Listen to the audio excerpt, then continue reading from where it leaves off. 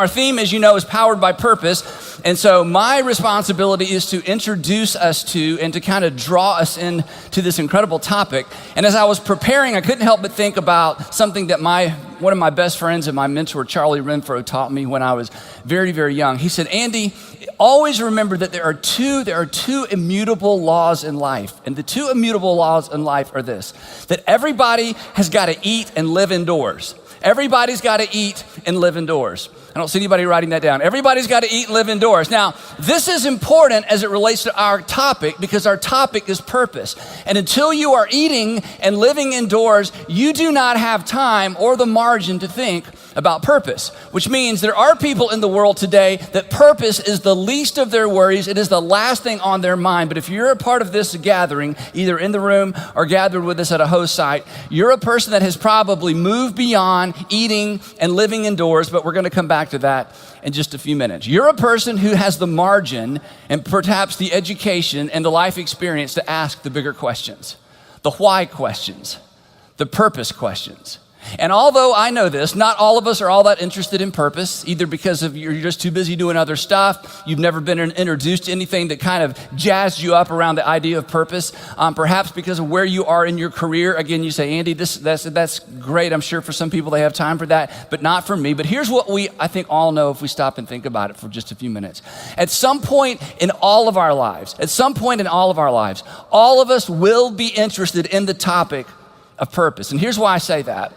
Because after you go to a few funerals, you realize that at the end of anyone's life, regardless of what kind of life they actually lived, right?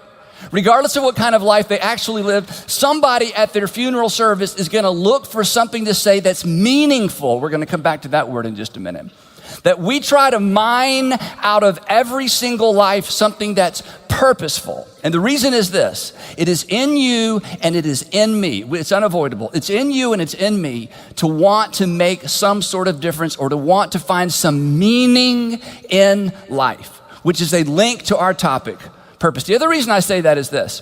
Through the years, I have literally talked to dozens and dozens of men and women, generally in their mid to late 50s, and they say things like this: Andy, I've had a good career. Andy, I've built a good business. Andy, I've made plenty of money. Andy, I feel like I've had a very blessed life. I feel like God has blessed my life, or I've just been lucky. But I'm at this stage in my life where I want to do something that makes a difference. I want to do something that has a little bit more meaning. I want to do something that has a little bit more purpose. I'll tell you something I've never heard. I've never talked to anybody in their mid to late 50s who said this: Andy, my whole life I've been doing meaningful things and I'm tired of it. Andy, my whole life I've had the privilege to help other people and to make the world a better place, and I'm sick of it. And for these next few years, I want to do something that has absolutely no meaning at all. Can you help me? Never heard that. Because regardless of what season of life you're in, and regardless of what's going on in your life right now, and regardless of how purposeless perhaps what you do day in and day out may feel and seem like and look like, there's something in you, there's something in me that wants more. Now, most people are never powered by purpose. And the reason they're never powered by purpose is because purpose has a gotcha. Purpose has a twist. Purpose has there's an angle to purpose that most people miss. And the twist, the gotcha, is actually found in the definition. The definition of purpose is this: it's the reason for which something exists or is accomplished. You already knew that. Purpose is simply the reason for which something exists or is accomplished. And here's the gotcha, and here's the tension, and here's what we're going to wrestle to the ground for just the next few minutes. Nobody really wants to be the reason. Everybody wants to be the something. Most people don't want to be a reason for something. Most people want to be a something. Or let me just put it this way. Purpose is a means to an end. Purpose is a means to an end. It's not the end. Purpose is a means to an end. And most people are not willing to be a means.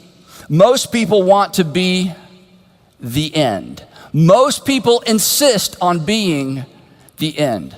So consequently, because we don't understand, because purpose is costly, as we're going to see in just a minute, because most people intuitively don't want to be a means to an end, because most of us want to be the end, it's easy to live our entire lives and never embrace purpose and get to the end of our lives and look back and ask the question that so many people ask, I wonder if there was something more. But in the meantime, when it comes to purpose, I think we oftentimes ask the wrong questions because we don't understand that purpose is a means to an end. We ask questions like this, what is my purpose? And why do we ask the question, what is my purpose? If you ever stop long enough to ask that question, I want to know my purpose so that I won't be without purpose. And it all comes back to me. Or we ask this question, why am I here? Why am I here?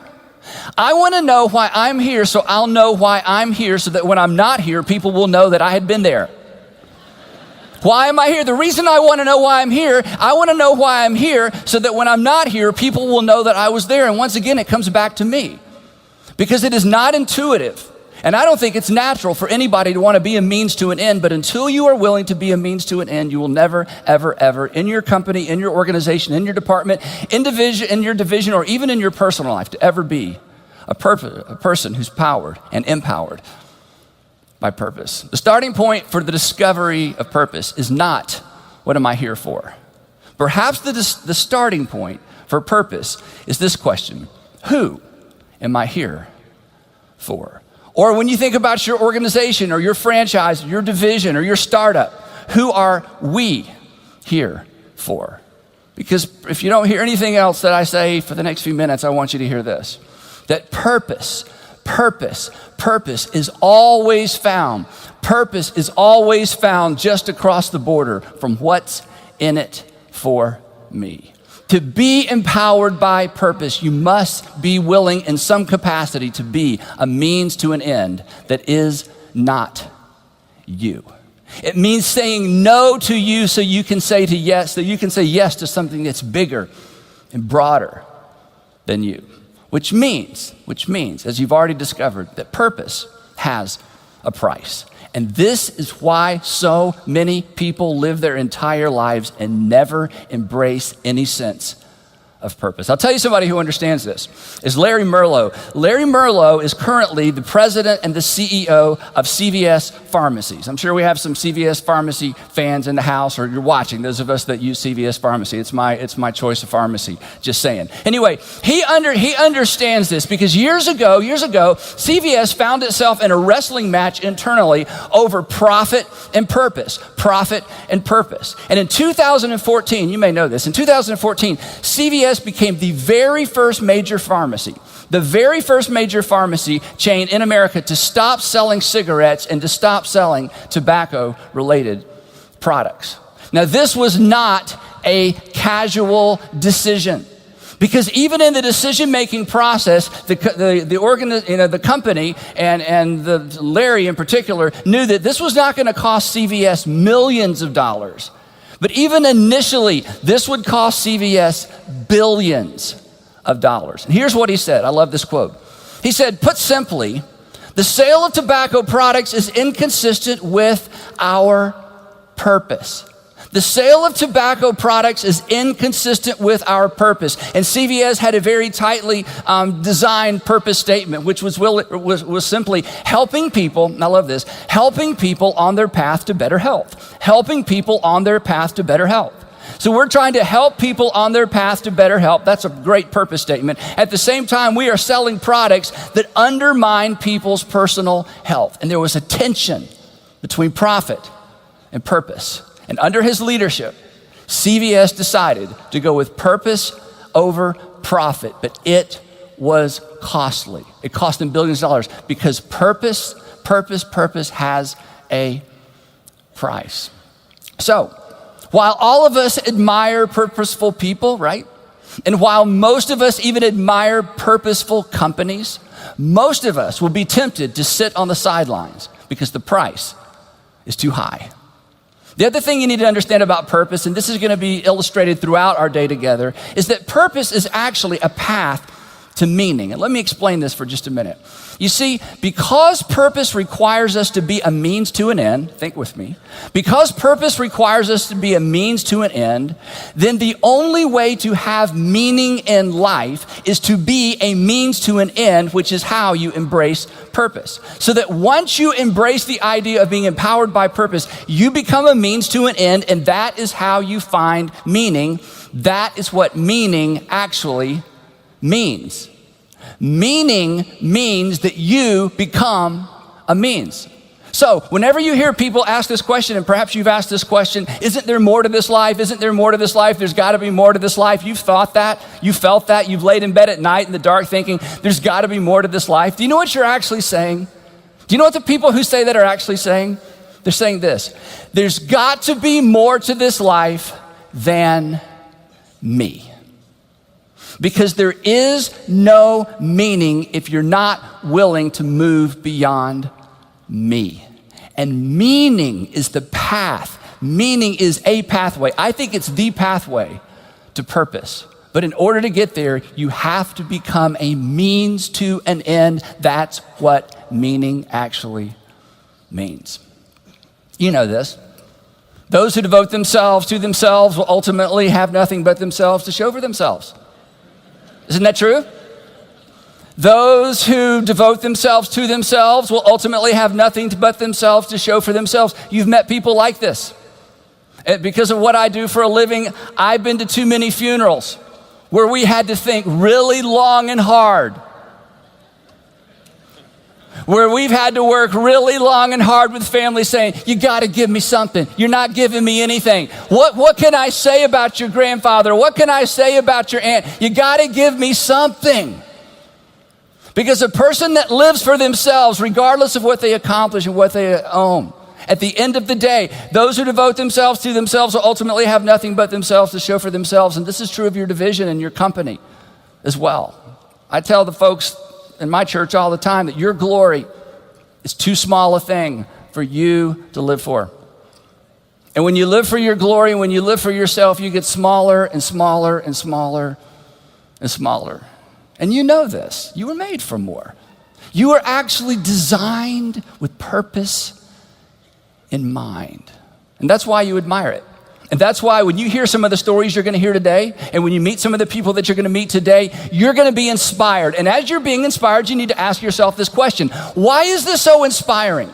On one hand, I'm challenged. On one hand, I'm not sure I would have done what they did, yet I admire what they did. Why is it I'm inspired by their story, and yet there's something in me that resists the whole notion of stepping into that space?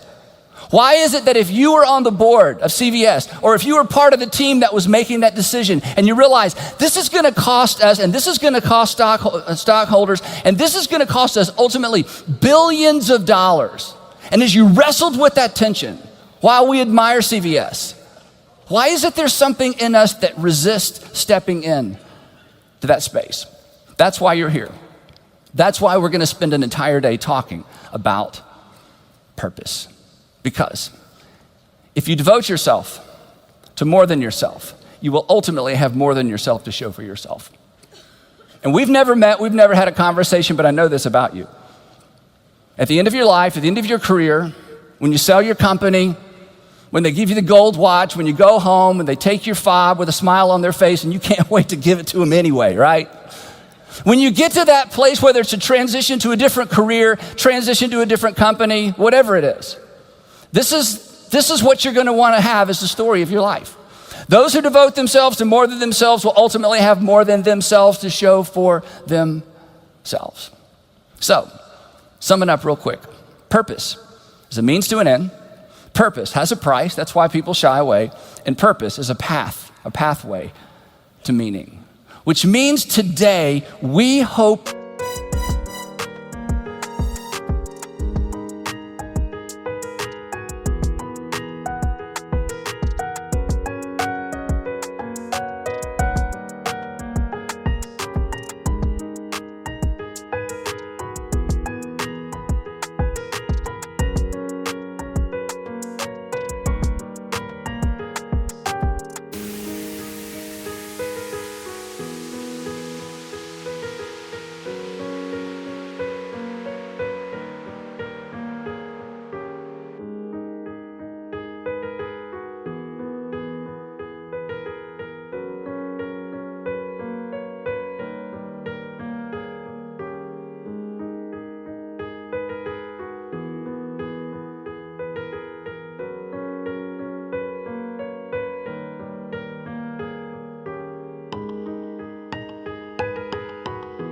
hope that you are willing to at least consider becoming a means to an end, which means that's a decision you have to make. Now, I know the challenge. The challenge is, well, Andy, you don't know what I do, and you don't know what kind of company I'm in, and you don't know where I am in the company. You don't understand what I do. You're exactly right, but here's what I do understand. At some point, you have to decide for you, am I willing to become a means to an end? Let me put it this way. Would you rather be the shovel or the hole? You didn't like that one? Would you rather be the plunger? Okay, you got it. All right, now, I have a friend that many of you have met because she's no stranger to leadership. Her name is Cheryl Batchelder. And Cheryl Batchelder, the year 2007, became the CEO of Popeye's Louisiana Kitchen, or we just call it Popeye's Chicken around here. She became the CEO. During that time, she wrote an incredible book called Dare to Serve. And during that time, if you had purchased the stock when she became the CEO, it would have cost you about $13. And if you had held on to that stock until just a few weeks ago, when Popeye's Louisiana Kitchen sold, it sold for just under $80. So Cheryl Batchelder is an extraordinary leader, an extraordinary CEO, an extraordinary person, an extraordinary wife, an extraordinary mother. I mean, she's been there, she's done that. And yet when she thinks about leadership and thought about leadership, I want you to look at what she said about this subject of purpose, and then I'm going to give you some steps, some things to do. Here's what she said. I love this quote. She said, the point of purpose, now this is somebody who's been there and done that, okay? The point of purpose is to determine how you will serve others. That's the point. That's her way of saying, if you're going to live a life of purpose, you must decide that you are willing to become a means to an end that is not you. That is how you become meaningful. I love this. The point of purpose is to determine how you will serve others. If you don't plan to serve, you don't need a purpose. This is so powerful. You cannot divorce purpose from service. You cannot divorce purpose from becoming a means to an end that is not you. And that's the challenge. And honestly, folks, that's why most people miss it. But it's why at the end of all of our lives, we would be willing to give up a lot to come back. Maybe to this moment, maybe to this season of our lives, and learn to leverage it and to live for it. So here's 3 things you can begin doing actually today. Sort of 3 kind of baby steps as we think about how to get from where we are to embracing a life of purpose and being empowered by purpose. The first one is simply this, is to begin looking at everything you are currently doing through the lens of means. Now, this is a mental shift, but if you've been in leadership for very long, or if you've lived for very long, you know this, that most of the great changes you've made in your life began with a shift in your thinking. This is a mental shift that could lead to extraordinary things. It's to begin looking at everything you are currently doing through the lens of means. What I mean by that is simply this. Our tendency is to look at most of what we do through the lens of an end.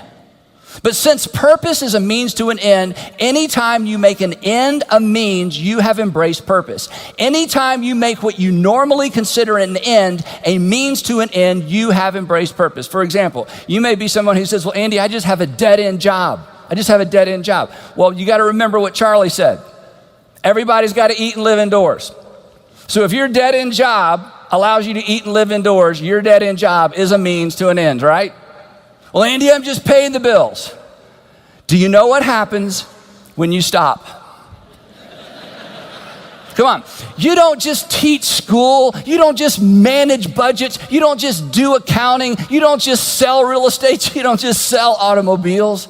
Hey, parents, come on. You're not just raising kids. Parents, your greatest contribution to the world may not be something you do, but someone you raise. Your greatest contribution to this world may not be something you do, but someone you raise. The first step in understanding and embracing purpose is to create the mental habit of looking at everything you are currently doing through the lens of means. Everything becomes a means to an end. Second thing is this, is to pay attention to what stirs your heart. 2 years ago when I was here, I challenged you with this question. I asked you this question. Some of you may remember it. I said, hey, what breaks your heart? What breaks your heart? What stirs your heart? Let me ask you this way. What would you like people to line up at the end of your life to thank you for? What would you like people to line up at the end of your life to thank you for? What stirs your heart? What breaks your heart? What just gets you emotional? What are the stories that you just can't walk away from without wiping a tear from your eye? What is the theme that you come back every once in a while? You just can't get it off your mind. Every time there's a story on television about it, you're just locked in. What breaks your heart? What stirs your heart? Listen to this. Purpose is often found at the intersection of a broken heart, opportunity, and skill. Individual purpose, corporate purpose is often found at the intersection of a broken heart, opportunity, and skill. The other thing that you can do immediately is to begin surrounding yourself with people, or on purpose people. Surround yourself with some on-purpose people. An on-purpose person, surround yourself with people who aren't afraid to give themselves to something more than themselves, who aren't afraid to give themselves to something bigger than themselves. Because both self-centeredness, you know this, self-centeredness and selflessness, they're both contagious. Generosity is contagious. Greed is contagious. And at the end of the day, you tell your kids this all the time. These are just my words for something you've tried to tell your kids. But this is true for you. It's true for me. That our friends, isn't it true? That our friends determine the direction and the quality of our lives. So in order to embrace purpose, in order to begin thinking in terms of means rather than an end, you've got to surround yourself with some people who think the very same way. In fact, if you're a parent, a little parenting advice real quick. The next time one of your kids wants a tattoo, okay, some of you are in that battle right now, you just say, yes, you can have a tattoo. And you take him and you get this tattooed on the inside of both wrists. So when they're walking around all day doing this, they'll see, my friends will determine the direction and quality of my life. Okay, that's probably worth the price of the conference. So anyway, purpose.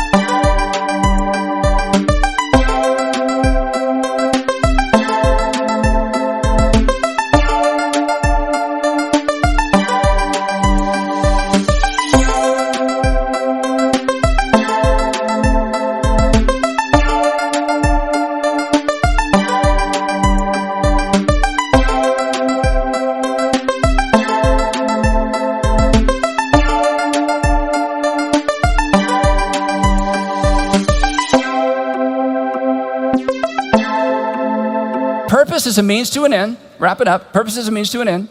Purpose has a price, and purpose is a path or a pathway to meaning. So the question that we want you to wrestle with for our hours together is, am I willing to become a means rather than the end? Because if the answer is no, you'll spend this next season of your life without purpose. You'll do some great things. You may make a lot of money, and you may be happy. But in terms of embracing purpose, it begins with the decision. Am I willing to become the reason for something instead of the something? A means to an end instead of just the end. Are you willing to position your organization? And this is a tough one, but organizations have done this. Are you willing to position your organization as a means to an end that's broader than the bottom line? You'll be glad you did. Or I think you'll wish you had. I'll close with this. I have a friend, Tom Rhodes, who is a very successful architect in the Atlanta area, and he's become a good friend over these years. And about 6 or 7 years ago, Tom heard that in our church, we needed somebody to give leadership to our special needs environment. We have an environment for special needs kids on Sundays so that their parents can, go to church and not be distracted. And so Tom did not have special needs kids. Tom had no necessary, didn't have a broken heart over special needs kids, but this is what we needed done. And he said, hey, if that's what my church needs, that's what I'll do. So Tom began volunteering in this incredible environment, and sometimes this incredibly and challenging environment with special needs kids. And it got hold of his heart, and he never missed. Then Tom found out that every year we send 2 or 3 groups of people to East Asia to work with special needs kids in some environments where the single child policy leaves a lot of kids without a home.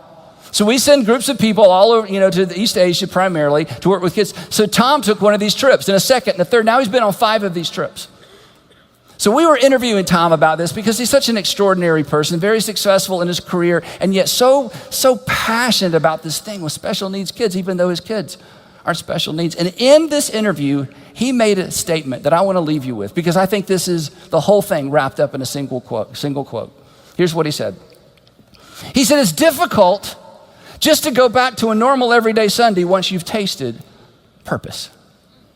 It's difficult to go back to just a normal, everyday, normal Sunday once you've tasted purpose. In other words, once you have decided, I'm willing to take a chance of being a means rather than an end.